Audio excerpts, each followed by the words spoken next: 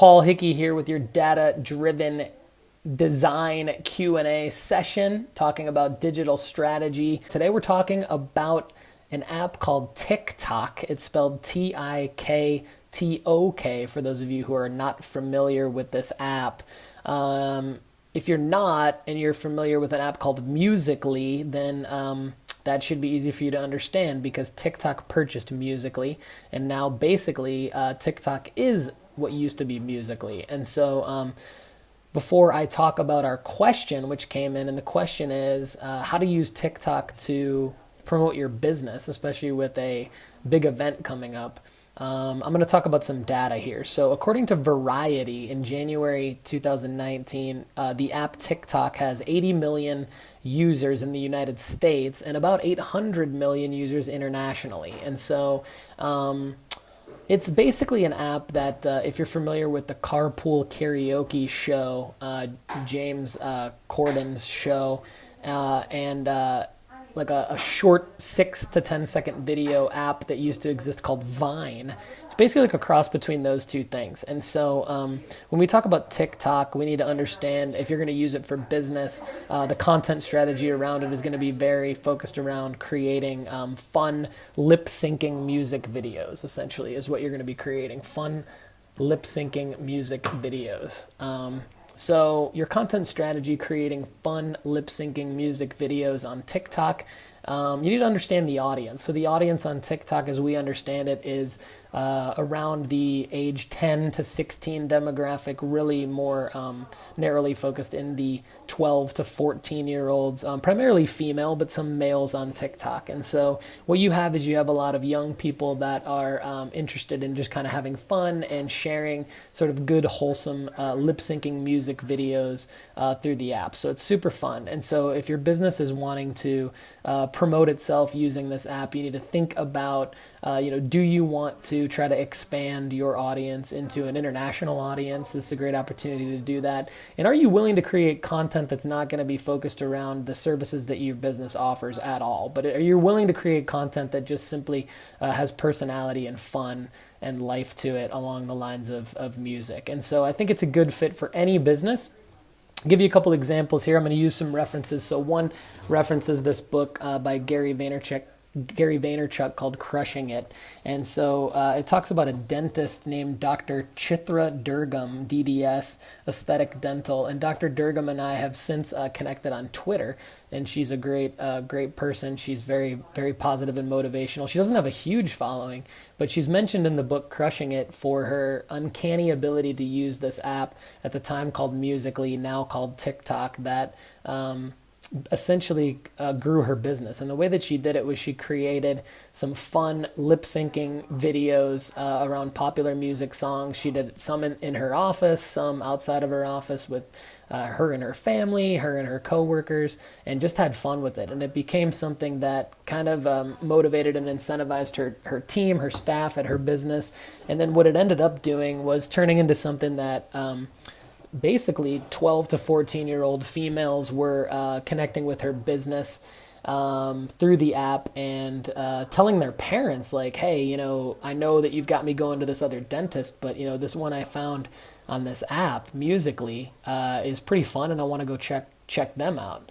And so it actually organically grew her business to the point where she's been able to scale the business from new incoming customers digitally through this app now called TikTok. And so, you have a service-based business with seemingly limited inventory, limited appointment space. Why would a dentist office even want to be on social media if they're already kind of filling everything up appointment-wise? And she's been able to scale, add more to her business, more locations and more appointment spots through just a content strategy of having fun and putting out short lip-syncing music videos.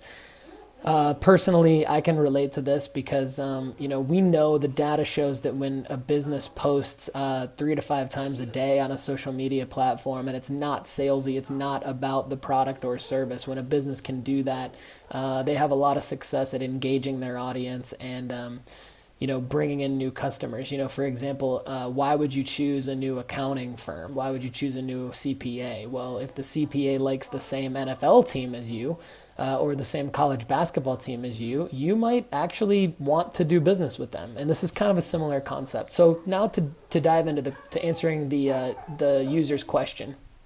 So the National Pro Fast Pitch Draft is coming up in mid-April. They're a client and partner of ours. We did their website. We've helped them with a lot of digital strategy.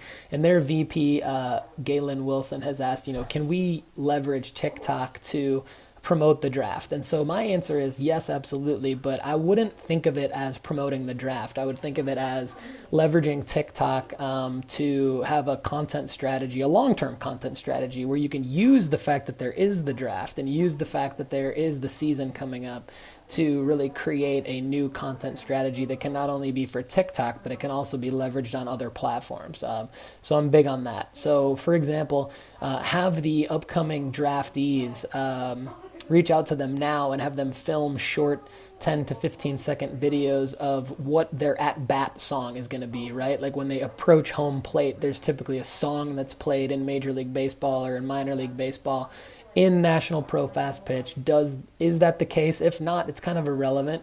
It could still be, hey, if I were playing in the minors or the majors, this would be my at-bat song. Hey, NPF, you should do this. This would be my song. And then just have the upcoming draftees film like a short 10 to 15 second lip-syncing music video of what their at-bat song would be. And use that as a jumping off point for creating a presence for National Pro Fast Pitch on the TikTok app. That's my best advice, to not think of trying to get more viewers for the draft, but think of the fact that the draft is relevant and the players are relevant.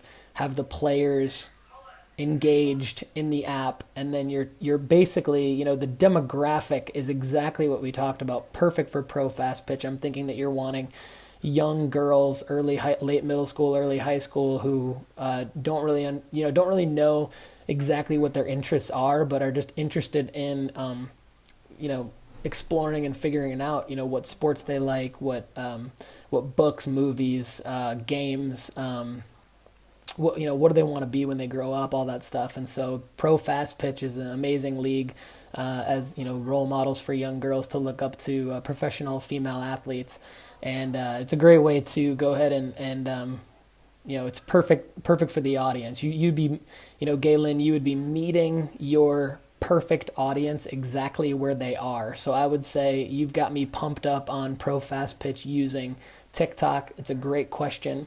I would start with a simple content strategy, put it out there, put as many of those videos out as you possibly can between now and the draft, and even after the draft. Like, who cares if it's the draft? Like, it could be for anything, right? It could be for opening day, it could be for the championship series. I think you want to keep leveraging music and the players and the personalities of NPF, whether it's a mascot, a GM, whoever has the best personality, put them on camera. And just in terms of the feasibility of actually tactically making this stuff happen, it should just be email me a video from your phone so that I can save it to my camera roll and then post it through the NPF official account in the TikTok app on my phone. So Galen, it's something that you could do yourself, or someone in the marketing department or an intern could be doing. I recommend that it's not an intern, but better an intern than nobody. And we'll see where it goes. You should be able to get some good analytics on that, and of course the proof will be in the data. But it's just the beginning, so don't judge whether or not TikTok works based on this one thing. You gotta have it be something that lives on. And I would create the content native to the TikTok app, but then if you're able to save down the video, like I said, or save it to your camera roll initially, also repost it on Facebook, Instagram stories, and anywhere else that you deem relevant, YouTube and everything. Thanks, and have a great day.